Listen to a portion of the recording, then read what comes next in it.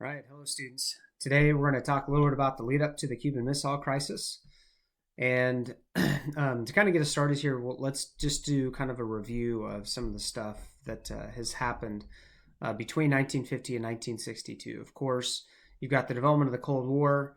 Post World War II, remember that the U.S. policy at this time is containment, the idea that we want to contain communism, we don't want to let it spread. That influences the Truman Doctrine, the idea that we're going to try to promote democracy around the world. We're going to help countries that are non-communist, and the Marshall Plan was part of that implementation of the Truman Doctrine to give money to countries to help them rebuild. And if you think about it this way,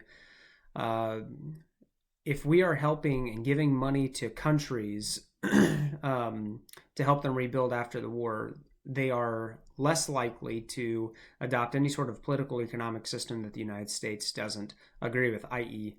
communism. And so ultimately one of the big conflicts that we have that begins in the 1950s is the Korean War. That lasts through 1953. The other big thing that really happens post-World War II, it begins, of course, with the United States dropping the atomic bomb on Hiroshima, is that, and then, of course, in 1949, you've got the Soviet Union that actually explodes their first atomic weapon. You've got this major fear of nuclear war.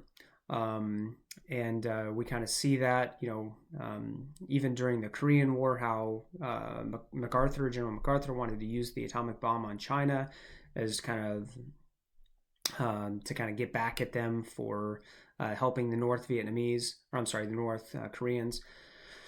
But ultimately, one of the things going on in the United States that begins to happen is you've got something within the schools called duck and cover drills. And I'm going to have you watch a video on it so you can kind of get an idea of exactly what was happening. And ultimately, you'll see it was really kind of ridiculous in terms of what people were doing, and the idea that by ducking under your desk at school that actually would protect you from a nuclear bomb. But nevertheless, you've got all this tension that is increasing and all this fear over nuclear war that increases throughout the 1950s. You've got the development of the space race. The Soviets, of course, are going to be the first to actually put a man into space. But ultimately, that is actually going to help contribute to the development of nuclear technology, because as they develop the technology to be able to put people into space, satellites into space and stuff like that, then that can also be applied to the arms race in terms of the buildup of nuclear weapons with the development of what were called ICBMs, or intercontinental ballistic missiles. And ultimately, this is just going to contribute to the tension between the United States and the USSR, because no longer, in order to drop a nuclear weapon on another country, would you have to fly over with a plane, but you can simply put it inside a rocket that can fly several thousand miles. And you can, of course, imagine that the difficulty of shooting down a rocket would be much more difficult than being able to shoot down a plane that you can see coming on radar. And so, so just bear in mind, you've got all this tension that is going to be kind of growing throughout the 1950s. And then on January 1st, 1959, there's a major revolution in Cuba. You've got Fidel Castro that is going to overthrow the Cuban government at the time. He's going to name himself the premier. Basically, he becomes dictator. Now, one of the things that we see in the process of this is actually you see thousands of Cubans that are going to actually end up fleeing Cuba because they don't want to live under Castro's government. Now, Castro, when he took over, was originally not a communist, but he does become communist shortly after taking over. Now, the United States is not going to support Castro and his overthrow of the Cuban government. In the meanwhile, Castro is actually going to begin getting help from the USSR. He's actually going to end up striking a trade deal with the Soviets to supply. The Soviets are going to end up supplying Cuba with a bunch of stuff, a bunch of oil products, wheat, iron, fertilizers, machinery. Cuba is going to sell them sugar in exchange.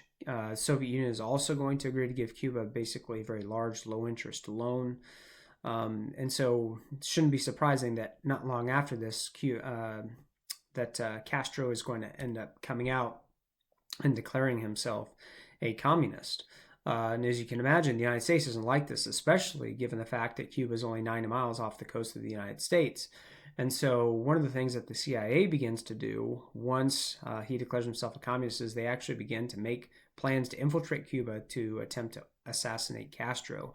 And their plan actually ends up involving using a bunch of these exiles that had fled from Cuba to reinvade to try to overthrow Castro. Things are going to continue to get even worse in May 1960 when you have what's referred to as the U-2 incident.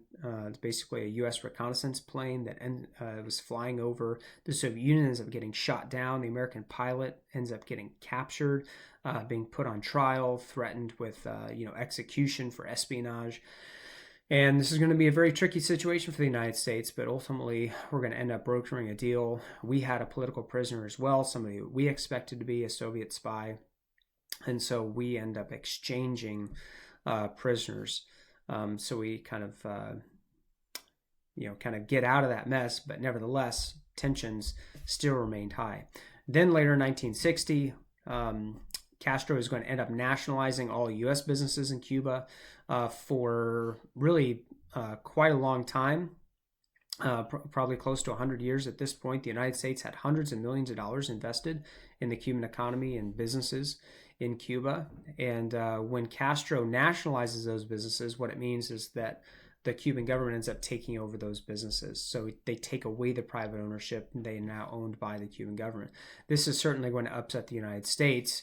And this is going to be one of the things that's going to, again, increase tension even more, not only with Cuba, but also with the USSR, since they were allied with Cuba. We end up severing any diplomatic relations with Cuba, which, of course, lasted for a long time.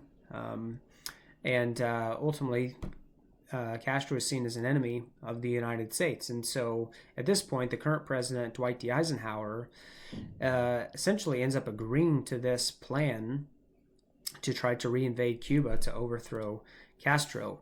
Now, he's not the one that ultimately carries it out. That's going to be carried out by John F. Kennedy, who gets elected in November of 1960. Now, he gets inaugurated and actually becomes president in January of 1961. But he inherits this plan to invade Cuba from Dwight Eisenhower, and he actually ends up moving forward with it. The problem ends up being that it's a massive failure. The people that were invading, the ground forces didn't get any air support, which they were supposed to get. I'm not exactly sure why. Ultimately, all of the invading forces end up either getting captured or killed in the invasion. And this was called the Bay of Pigs invasion. You can see the invasion site there in Cuba. And again, ultimately was a major failure. You can see in some of these pictures here, the capture. And so, I mean, at this point, you can imagine that it's going to increase tensions even more. The Soviet Union, obviously Cuba, they're going to realize that the United States was attempting to try to overthrow Castro in the process. And so ultimately, this is going to lead into the Cuban Missile Crisis.